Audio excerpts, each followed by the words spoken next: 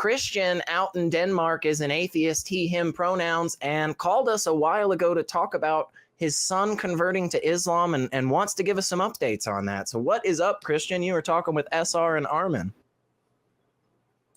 Yeah, hi, good afternoon. Nice talking to you again. Thank you for taking my call. Absolutely. So I talked to you some 4 months ago, I think. My son converted to Islam, and my wife and I were sort of panicking, and we had a good talk, and it really helped. I also relayed it to my wife. So we had some good talks with our son also, and thought that it had sort of stabilized. But now, I'm checking in with you guys both because you asked me to, of course, but also because it has developed a little bit, and he started attending a mosque almost, it seems like, on a daily basis. So that has, of course, gotten a little bit worried, and I was hoping that to hear your advice or whatever. Because of course we're worried. What are they getting into his head? Yeah, definitely. And I'm first off, just want to say thank you so much for checking back in with us, man. Like, it is great to hear this update. And it's I just love the fact that we have a bunch of people here that, can just let you know how much they support you and stuff. And I'm not looking at the live chat right now, but I just guarantee there's so much love and stuff. And that's where I'll start, and then I'll kick it over to Armin for the majority of this. But I think one thing to always keep in mind is you let your son know that you love him and you care about him, and that any of these things that you're bringing to his attention is because you are concerned for his well-being. I think that is always something that is so important to make sure we keep, in the forefront of our mind. But Armin, please give us some thoughts on this. Help us out. What are some tips? What you got? So do you still have a good relationship with him? Like, are you guys talking? Are you guys having... Certainly. And we have good talks also regarding this, of course. There is, of course, now sort of an elephant in the room all the time. And we have a hard time finding out, my wife and I, how aggressively to talk about these things. But yes, I think we have a good relationship. There are things that he's not telling us. We know that, but I mean, he's a teenager, so it would be that's only natural, I suppose. My wife is, and partly also myself, we are a bit concerned which view of women he's adopting, because. I don't know. I think I mentioned it the last time we talked that I work abroad. So my wife and I are split up half the year. So of course she's the only one tending to the household when I'm away. And she feels like he's sometimes disrespecting her. But of course we might very well be seeing ghosts now that and sort of always connecting it to this the Islam part. It might just be a product of him being a teenager. Right. So, but all in all, yes, we have a good relationship still. Yeah, I think it has more to do with being a teenager. But I do think that you are prioritizing maintaining that relationship over making him leave Islam, right? Is that what you're doing? Because I have told him time and time again, we're told both our kids that is their happiness that's paramount, nothing else. So if this makes him happy, then by all means, I mean, I'm not. I want his happiness and for him to be happy. I'm just starting to be worried. But so beyond just telling him that it's his choices and you are going to let him make his choices, like, are you like present? Like, are you guys like try to be present in his life to just be there? Because sometimes people become religious because they're trying to fill in a gap. I mean, if you end up trying to be aggressive about it to try to like make him leave Islam, that you often does the opposite. Like it just pushes them away.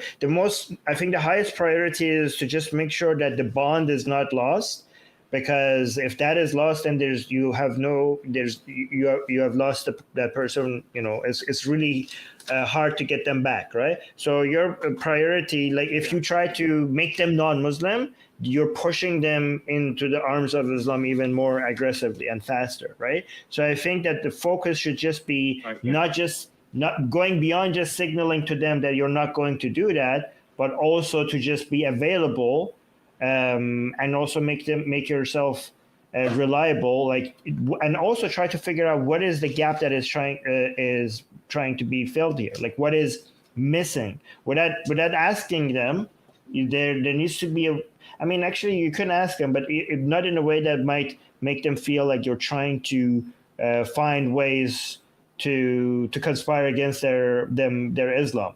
But usually people don't become Muslim or Christian or whatever if they're not Christian or Muslim to begin with because of that religion is rationally making sense to them. Usually there's a void that needs to be filled.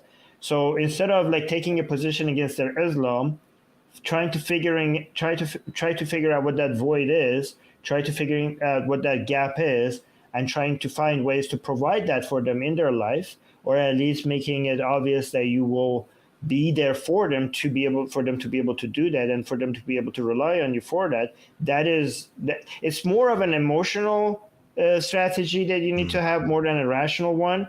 This is not a rational move, so it probably is not going to be able to be solved with a rational response. It's an emotional need that needs to be satisfied. And if it's not satisfied in other ways, then religion is going to do that for them, right? So two things.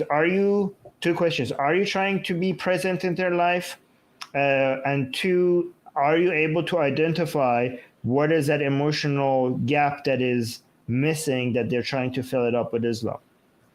Those are great questions. Well, I think I would say yes and no. Yes to the trying very actively to be present, definitely. But and I think not until now have we, my wife and I, thought of whether there was this gap, because I think we have also come to that conclusion and wanting to somehow ask him, what is it that the visits to the mosque gives him? Why, and what do they do there? Yes. Yes. And I think we're a bit insecure whether we can ask him that, and have him describe what they're actually doing there. If I may, just real quick, Kristian. So I understand that feeling totally. What you just presented about we're unsure if we can ask this, we don't, because it's kind of a tense subject, it's kind of it's a hot button, thing right now for the fam. So I don't want to cause any problems. Be curious, be genuinely interested and curious about the situation, and express that to him. Say to your son, hey man, honestly, I don't really know what goes on.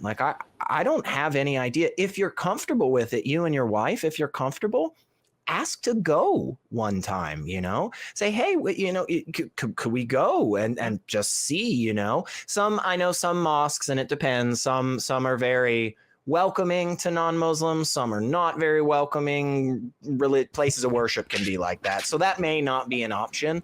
But I think more often than not, when I find myself in one of these kind of tense conversations, if I am genuinely curious when asking questions, most of the time the person responds, welcomingly, because all of us humans are just a little bit of a narcissist. We all like it when people ask questions about ourselves. We're more likely to answer in that capacity. But I thought those were really good questions, Armin. And I think that is exactly the focus you should have. Those two things, how to be present in his life as much as possible. Of course, it can be difficult. And then that second one is tough, but it's really, really important. And I'm glad that you brought that up, man. Seriously, that's a very good point. I have another question. Before he went to the mosque, did he have an active friend group? before he became Muslim? Excuse me? Did he have friends? Yeah, he has some friends, but it's sort of, we feel like he has one good friend left that are non-Muslim, but it feels like he has substituted his friends with with these that were also his friends before, but that are Muslims, and he's spending a lot of time with these two. Yeah. So here's the problem, right? So as a teenager, validation and being seen and also being accepted as part of a strong friend group is like the most satisfying emotional fulfillment that you could get, right? As teenagers, boys and girls, right? So this is what when Islam is growing in a society, it takes advantage of that very actively. Like imagine if you're a teenager, imagine if you were a teenager and there's a group of people who are, because you're a Muslim and going to the mosque, see you as a valued member, and they're taking you a lot more seriously. They're like a club, right? And they're validating you and they're congratulating you for being part of them. I mean, the amount of emotional, they're hitting all the right emotional, parts of your brain, especially when a teenager, like who doesn't want that? Like most people, humans are social animals, and that is one of the most important desires. And if a group of people come and give you that, it's really hard not to it's really hard to resist basically joining them. Like almost everything we do as human animals is to get that validation, like your income, your work, the car, the house, the clothes that you wear, is to get that validation. And there's a group of people that are just giving you all of that for free with very little work, especially as a teenager. It's going to become very hard for you to resist. And that's how this meme is spreading. So just like, it's not something like, when you look at it from that perspective, you just know that you're not doing something wrong as a parent, like you're not failing as a parent. This is a very powerful mechanism, especially towards teenager, that is really hard to compete with. Right. So what is your but here's the question. What is your concern? Like, let's say, for example, your son is going to be a Muslim and is going to remain a Muslim, and he's not going to come out of Islam. And that's what you have to deal with.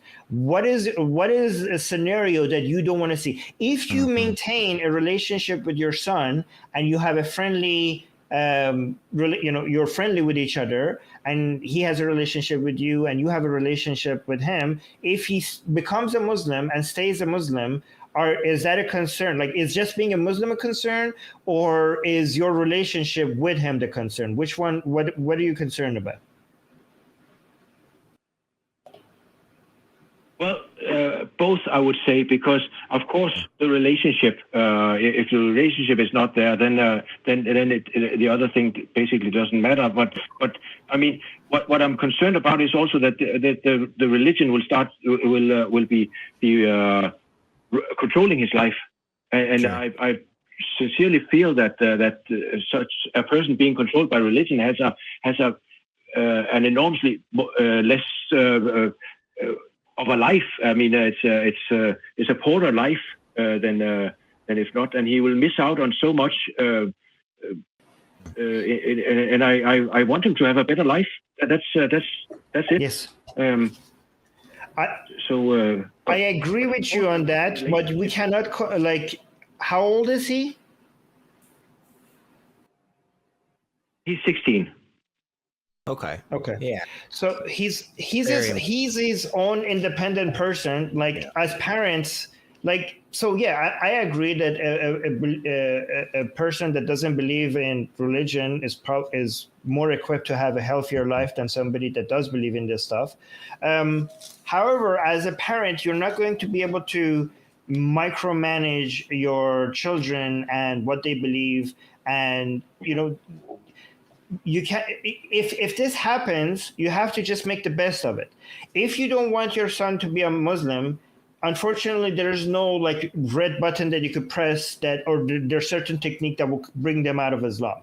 There are certain things that is beyond your control, and it's not your fault. You shouldn't blame yourself. You shouldn't feel like you're doing something wrong as a parent, because these are independent. These are not like, our children are not like are like dolls. Like there are so many factors that influences their behavior and what they think that is beyond your control as a parent. So all you can expect from yourself is to make the best of this situation, right? So, and also remember, when somebody becomes a Muslim, it's not black and white, right? It's not like, okay, so non-Muslim is good, Muslim is bad, okay? It is a spectrum.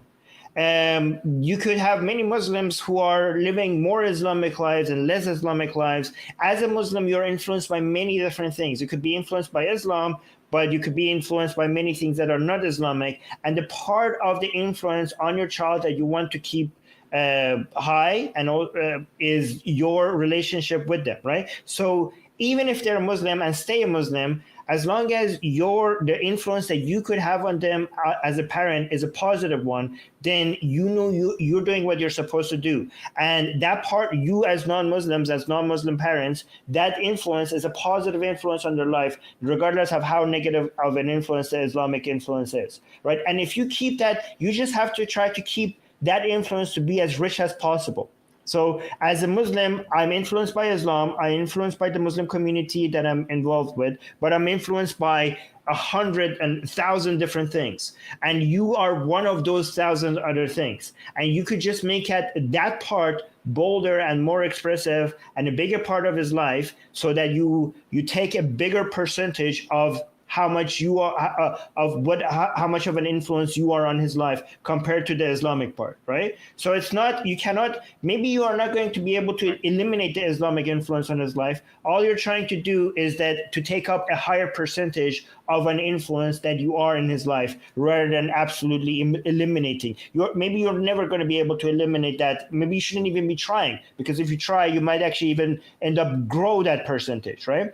Maybe by just being there, you're just trying to make sure that you are a bigger part of his life compared to that Islamic influence. Does that make sense? It certainly does. It certainly does.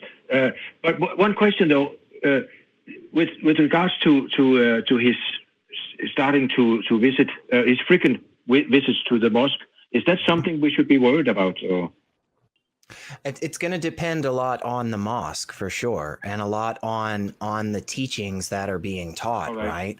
Like there was recently a mosque, was it in Germany, Armin? You know, the mosque that, was just a propaganda. The blue mosque. Yeah. So like recently, got raided and shut down because it was being shown that these guys were promoting terrorism and violence around the world, like for years. But so it's going to depend a lot on who that imam is, who that mullah is, who's teaching, what they're teaching. But I think, and tell me if you think I'm on the right track here, Armin, I think if you take some of those tacks that Armin is talking about in terms of being a positive influence on your son's life, maintaining that good relationship, you're going to be able to combat a lot of that a heck of a lot easier. And again, it feels to me, Kristian, like you and your wife are really, really on the right path. And thank you so much for touching back in. Can I say one last thing? Yeah, I was going to say, Armin's got one more thing, and we'll let you go. Thing.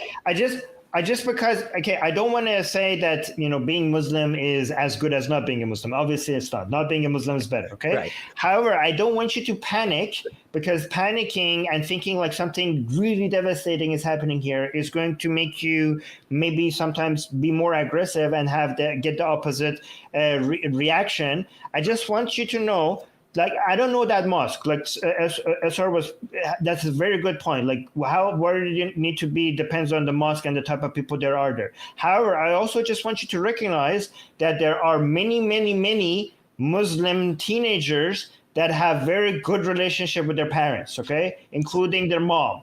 And in fact, that's the majority of them, okay? Right. So I know we are against religion here, and I am an active anti-Islam advocate. I'm not an anti-Muslim advocate. I'm an anti-Islam advocate. And, there are many, many Muslim people who are living healthy lives with good relationship between parents and their children. So don't think that just because your son is a Muslim, this is going to turn into a tragedy necessarily. Again, I'm against Islam, but I just want you to not over panic and think that this is going to destroy your family, because many Muslims end up having healthy families, and that could be your son as well. Yeah. Okay. 100%, Kristian. Right. Yeah, seriously, we're really, really appreciative, and thank you so much for calling back in and giving us some updates. I'm also going to mention, as I let you go here, recovering from religion is not just for individuals that are leaving religion. Recovering for religion is not just US based. Okay. So they have lines open all the time, and wonderful, wonderful trained people that can help, and you can kind of bounce some ideas off us. And don't forget, man, we got a lot of great spaces here at the ACA online, and come hang out with us and just vent and get some more tips, and give us some more updates, Kristian. We're excited to hear what happens, man. So far though, it really does feel like they're going a really good route. Like that's great. I love that.